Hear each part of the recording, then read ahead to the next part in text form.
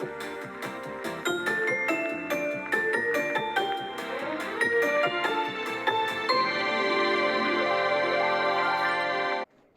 there, this is Jeannie, and welcome to Cakes and Aprons. Today we will be traveling back to 1948 to make a Thanksgiving cake.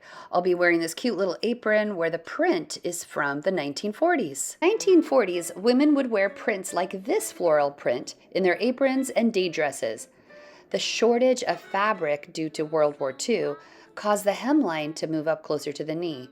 And women were needed in the workforce, which gave popularity to the two-piece suit known as victory suit or utility suit. Women could mix and match skirts, blouses, and jackets for a new outfit every day. Even after the war, the suit remained popular due to its comfort and practicality. Women's clothes took on a more masculine look with the invention of shoulder pads. Every dress, blouse, or jacket was fitted with shoulder pads, which extended just past the edge of the shoulder. And today's cake from 1948 is the pumpkin cake. We will see if it can hold its place at the Thanksgiving table instead of our traditional pies. So shy, she ought to know I wouldn't dream of even hurting a fly. In 1948, the Macy's Thanksgiving Parade in New York City had its first broadcast on network television. On this day, there were many balloons, including the monkey on the high trapeze, which showed up many times after, but this was its first time. There was a pirate, crocodile, fireman, gnome. The parade first took place in 1924, but was suspended from 1942 to 1944 as a result of World War II, because rubber and helium were needed for the war.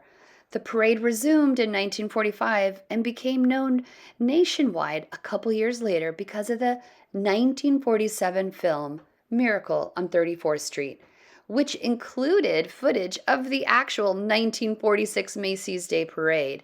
The scenes of the Thanksgiving Day Parade in Miracle on 34th Street are real. They're taken from the parade.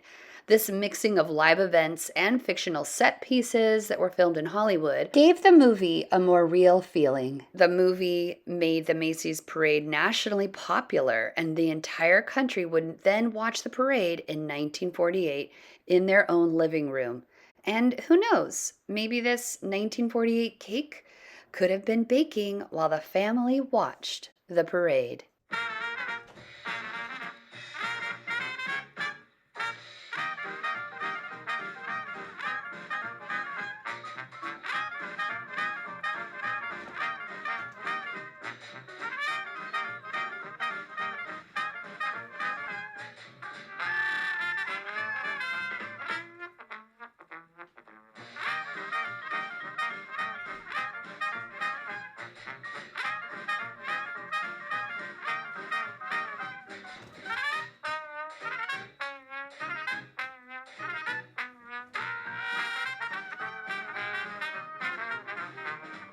Now let's make this pumpkin cake from 1948. You will need 2/3 cup of shortening, 2½ cups of cake flour, 4 teaspoons of baking powder, a teaspoon of salt, 1½ cups of sugar, 2 teaspoons of pumpkin pie spice, 3/4 cup of milk, canned pumpkin, and 2 eggs. First, you will measure your vegetable shortening into a bowl, then sift, measure, and then sift again the flour, baking powder, salt, sugar, and spices, and then put them all into the vegetable shortening.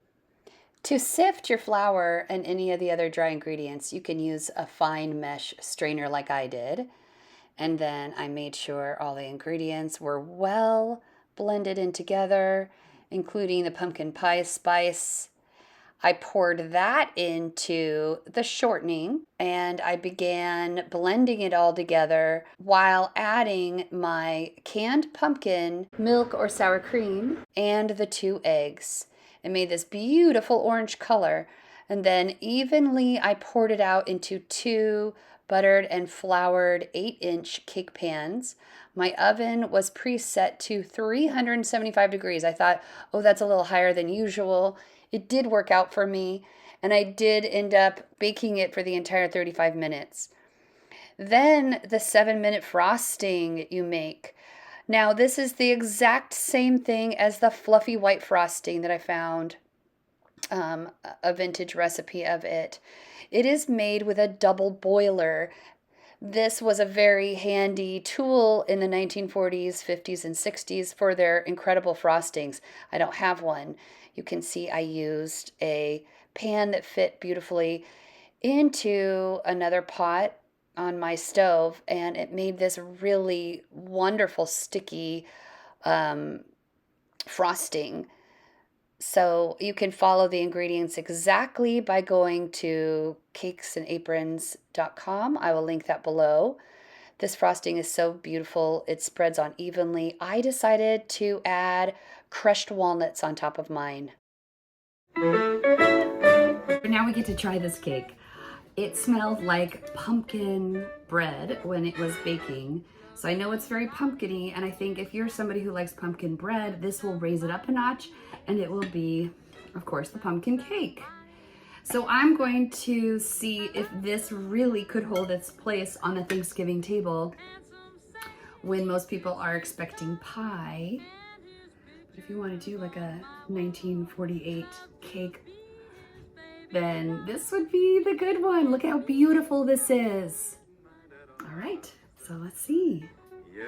It's beautiful, beautiful orange cake. I love it. I totally think this deserves its place at the Thanksgiving table. It's really pumpkin-y, extremely moist. The frosting is so delicious and delicate. And the brown sugar instead of the white sugar makes it almost have like a maple flavor. It's definitely a fall cake. I really honestly do suggest that you try this cake. All right, you all. Happy Thanksgiving. Thanks so much for coming to Cakes and Aprons. I'll see you next time.